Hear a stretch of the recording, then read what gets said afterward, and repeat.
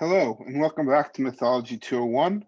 This is Dr. Ben, and for this lecture, we're going to be talking about Aphrodite in the Greek, or Venus in Roman, or Latin, but for the Romans.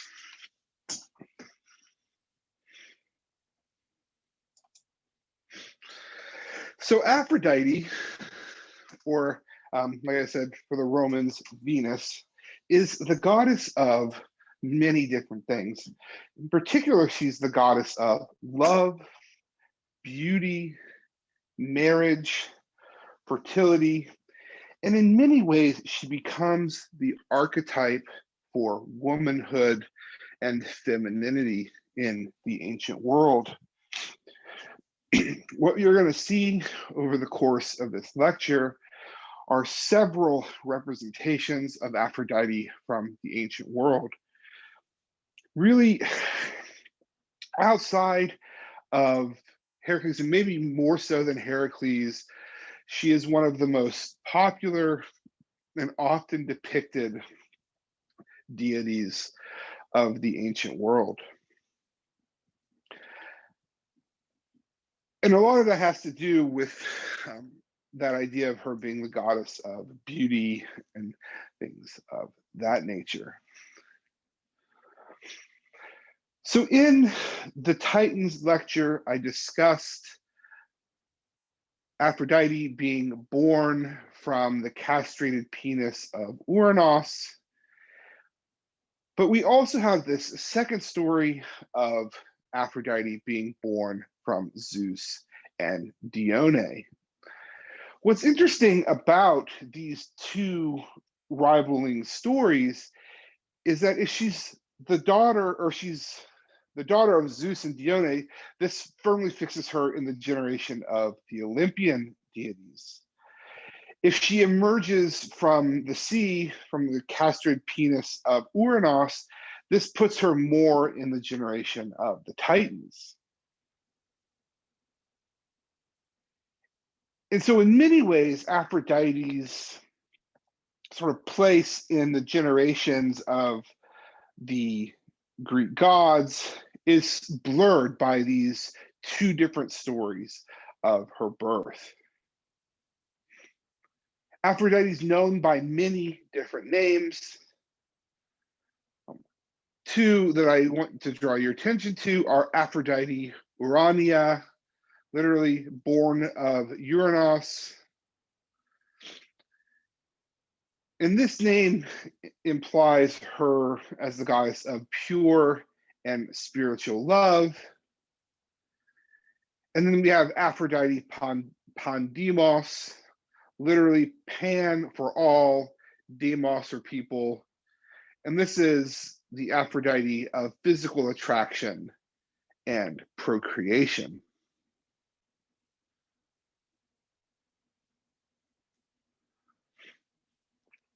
In particular, the story of Aphrodite's birth from Uranos's castrated penis is especially sort of, I mean, it's the better story. That's really what it is. But basically, after Kronos castrates his father, he throws the penis into the sea. And we have it here. So, and he cut off the genitals with the adamant and thrown them from the land into the strong surging sea. They were born along the water for a long time, and a white foam rose up around them from the immortal flesh, and inside this grew a maiden.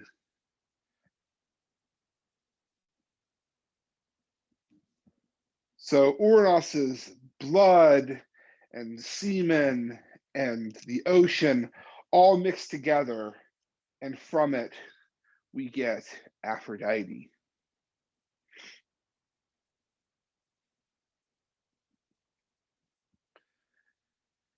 Another important aspect of Aphrodite is that she is essentially able to impose her will on anyone. She's able to trick anyone or any being.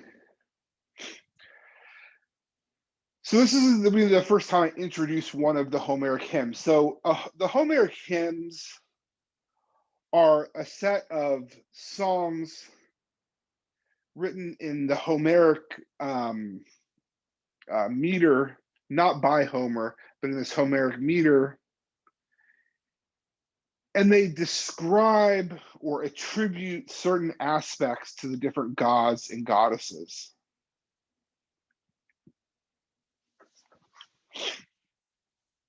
These are some of our primary sources where we learn quite a bit about the Olympian deities.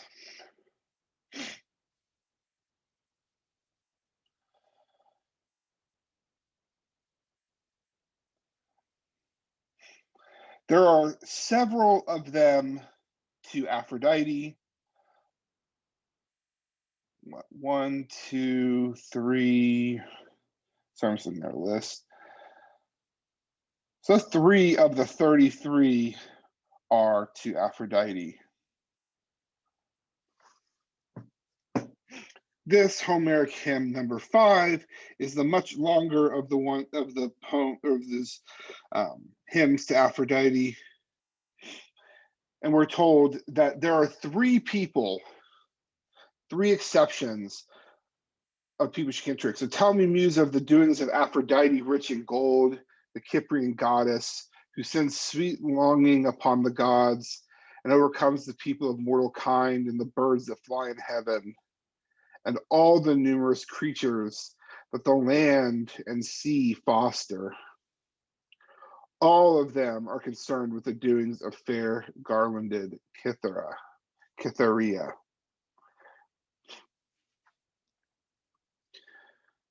But there are 3 whose mind she cannot persuade or admit. So there are 3 exceptions.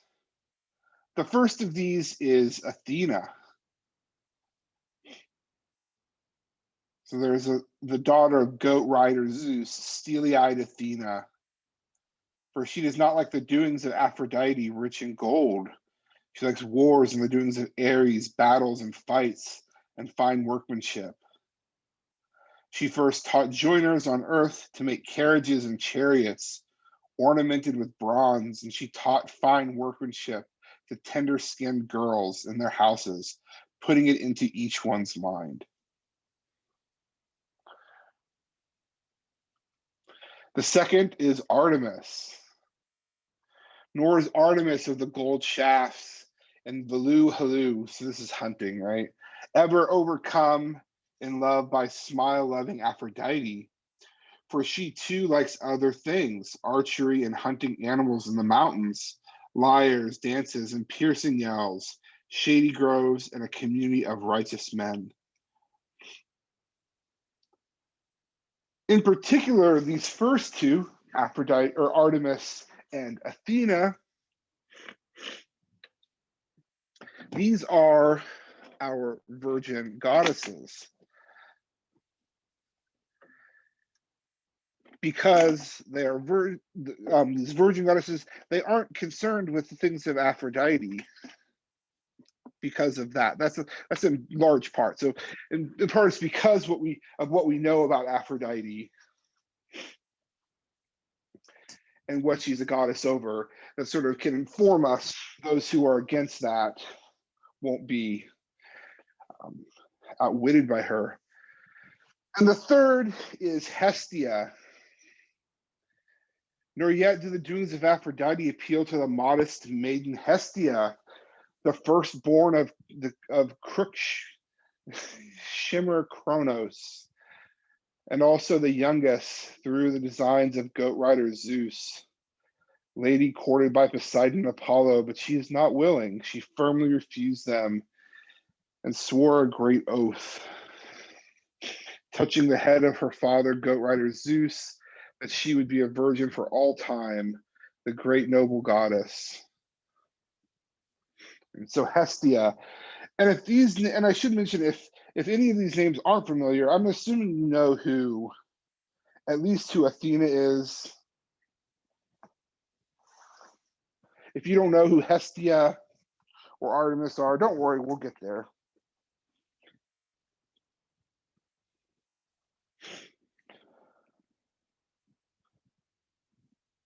We know that Aphrodite is even able to trick Zeus.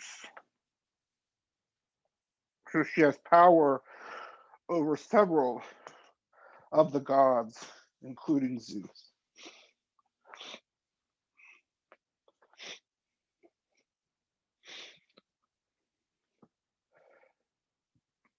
And in large part, this is supposed to be some sort of justification for why Zeus cavorts so much with women. And we're gonna talk a little bit about, we'll definitely talk about that when we talk about Zeus and sort of what the implications, the way that he treats women, sort of the implications of how he treats women. But what we're told is it's because of Aphrodite. It's because of Aphrodite that he easily coupled him with mortal women, putting out of his mind Hera, his sister and consort, who is much the finest of aspect among the immortal goddesses.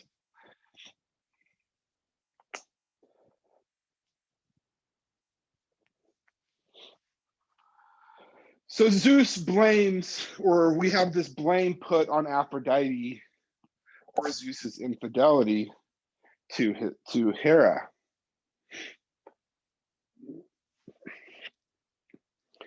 Another aspect of Aphrodite that we know is that she has several lovers. Now, while a lot of the male deities that we're going to discuss have multiple lovers, not many of the female deities do. A lot of them, such as like Artemis, Hestia, and Athena, are all perpetual virgins. Hera doesn't have any consorts, and so we can sort of see the strict gender roles of men and women inside of Greek society in these representations of deities. But Aphrodite, of course, is different from many of the other female goddesses, and she has multiple lovers. She is married, however, to Hephaestus, who has a gimp leg and is lame. Not lame as in uncool, but lame as in sort of has a stutter step. And in large part, this is sort of to offset her beauty and her sort of this power that she has. But as I said, she has many consorts who are both immortal and mortals. Her most famous consort, of course, is Ares, who it's with Ares, Cupid or Eros is born from this union of Ares and Aphrodite.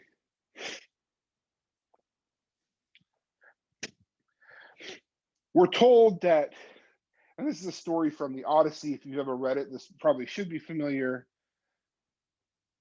But basically, Hephaestus finds out that Aphrodite is sleeping with Ares, and he devises this way to catch her. He makes this golden net. And when he leaves, Aphrodite and Ares go to Hephaestus and Aphrodite's marriage bed to have sex, and this net falls on them, catches in the act. All the other gods and goddesses are summoned, and they all laugh at Ares and Aphrodite.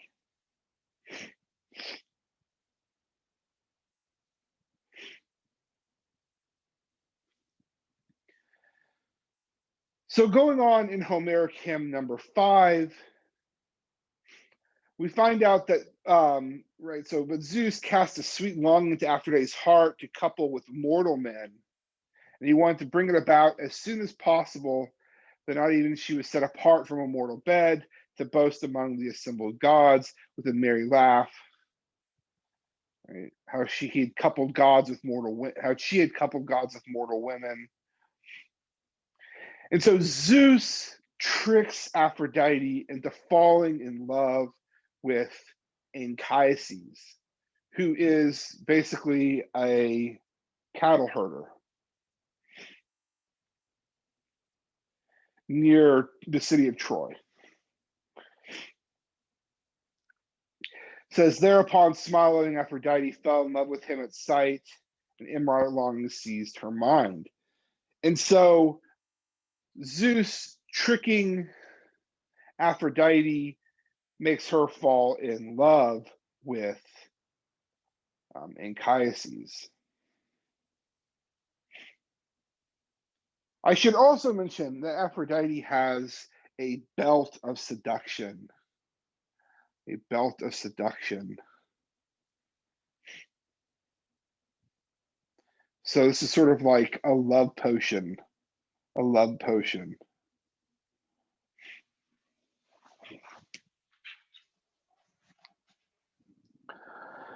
We have this, we know about this, we find out about this in the Iliad when Hera is trying to distract Zeus so that the gods and goddesses can go fight on the side, whichever side they want to fight for during the Trojan War.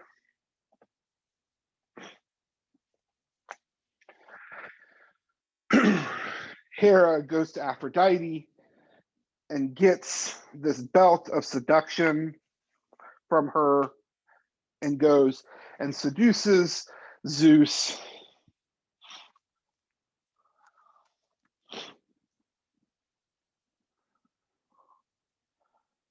So this is a powerful, and what you'll find is that a lot, and this is sort of a way of introducing this, but what you'll find is a lot of these gods and goddesses have things that are sort of associated with them, objects that give them power.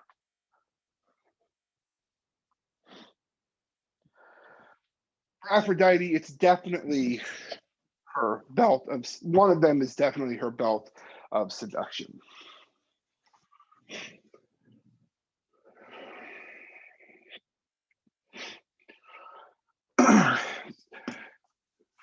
So Aphrodite, who's fallen in love with this mortal man Anchises, disguises herself as a mortal, lies to Anchises in order to sleep with him, which she does. So again, this is from Homeric hymn number 5.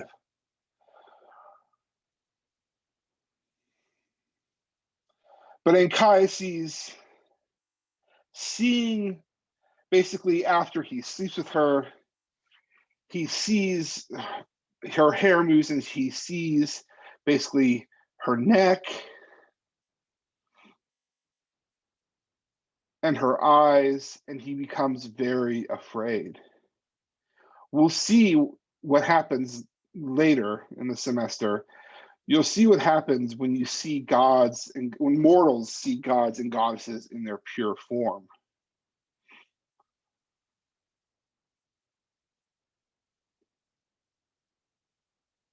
And he says, as soon as I first saw you, goddess, I realized you were a deity, but you did not tell the truth. Now I beseech you by Zeus, the goat rider, do not leave me to dwell among mankind as a living invalid, but be merciful.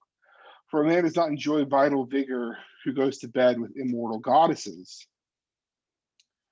Zeus's daughter, Aphrodite, answered him, Anchises, most glorious of mortal men, be of good courage, and let your heart not be afraid.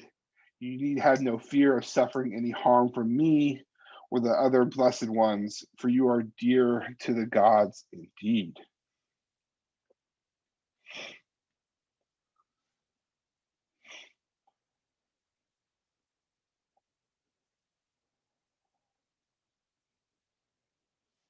Let's go back to that.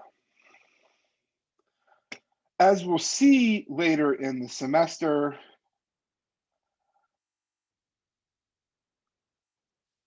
Aphrodite does have a child with Anchises. That child is Aeneas,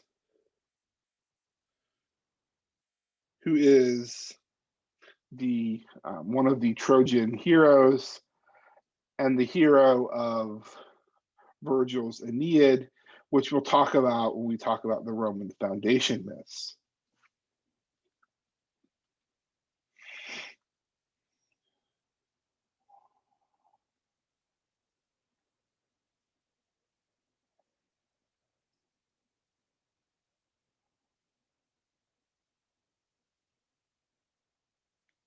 Here again, we have another Homeric hymn.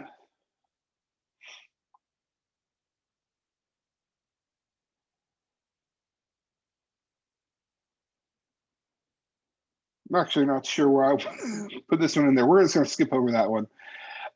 So I mentioned that there are lots of statues of Aphrodite. We actually have Romans and Greeks mention these statues.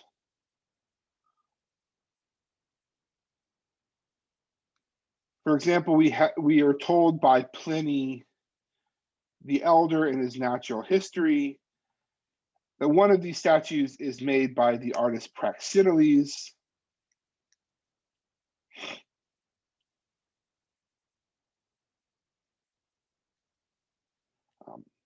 His statue of Aphrodite is so famous that it says the whole world, but in the whole world is Venus, which many people sailed to Cnidus to see. He made two figures and put them up for sale together. One of them was draped for the reason and was referred by the people of Kos, and an option on the sale, although he offered it to the same price as the others. They consider it to be the only decent and dignified course of action. The statue they refused was purchased by the people of Cnidus and achieved an immeasurable greater reputation. I should mention we're looking at the statue right here. Later, King Nicomedes was anxious to buy it from them, promised so to discourage all the state's vast debts. And the Canaans, however, preferred to suffer anything with this, and rightly so, for this statue Praxiteles made Cnidus a famous city.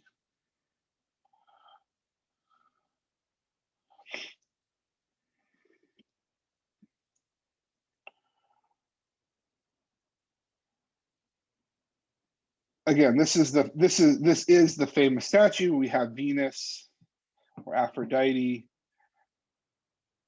who's been bathing. Oh, and I should also mention most of these statues of Aphrodite, she's naked. Pliny also tells us about the Venus de Milo, which we have the famous statue here, Venus de Milo. And basically, it's a shrine in which it stands entirely open to allow the image of the goddess to be viewed from every side. And you'll notice that if you ever have seen a statue of Venus or Aphrodite, most of them are meant to be seen from every side. It's believed to have been made in this way with the blessing of the goddess herself. The statue is equally admirable from every angle, and there's a story that a man once fell in love with it and hiding by night embraced it, and that a stain betrays this lustful act.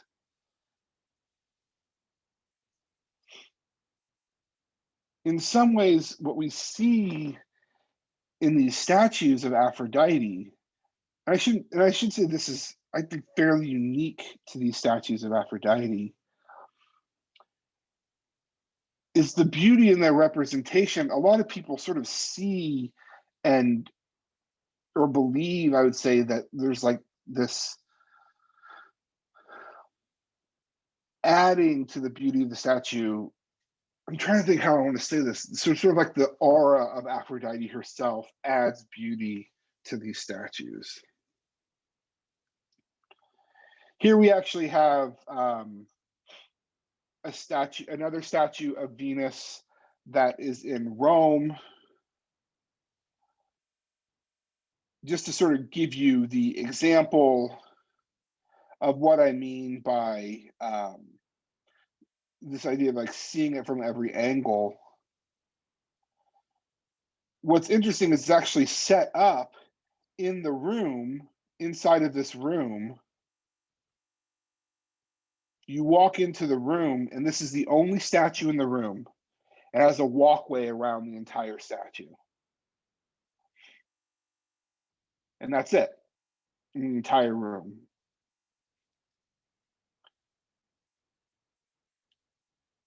And so in these representations, particularly Aphrodite, like I said, they're meant to be seen in the round.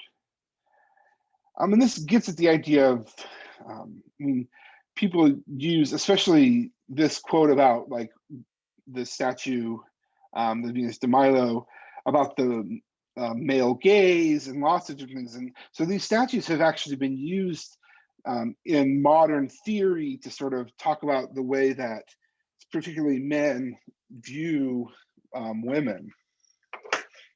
Like I said, do like the male gaze and stuff like that.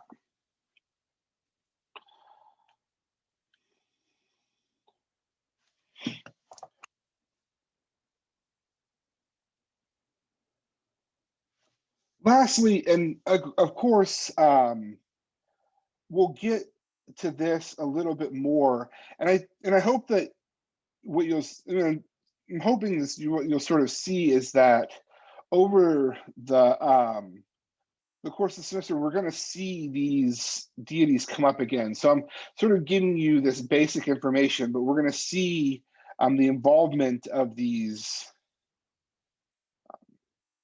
deities in more things, these goddesses in more things.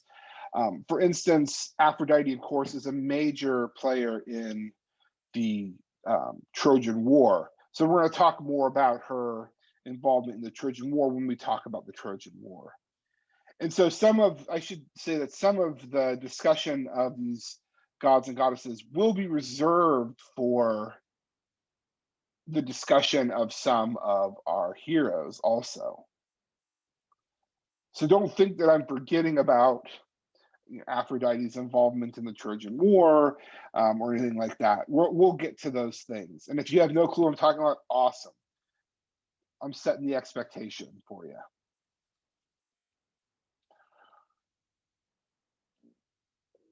So I'm going to conclude with, and what I want you to sort of take away from this discussion of Aphrodite, particularly with at the end here with these statues, is that, again, around the ancient world, these statues of Aphrodite or Venus come to be these physical manifestations of beauty.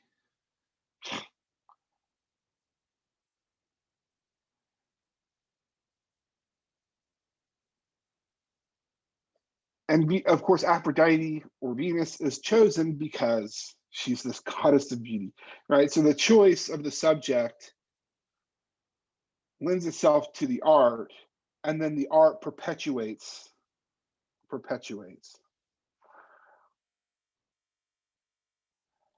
So that's all I have about Aphrodite or Venus.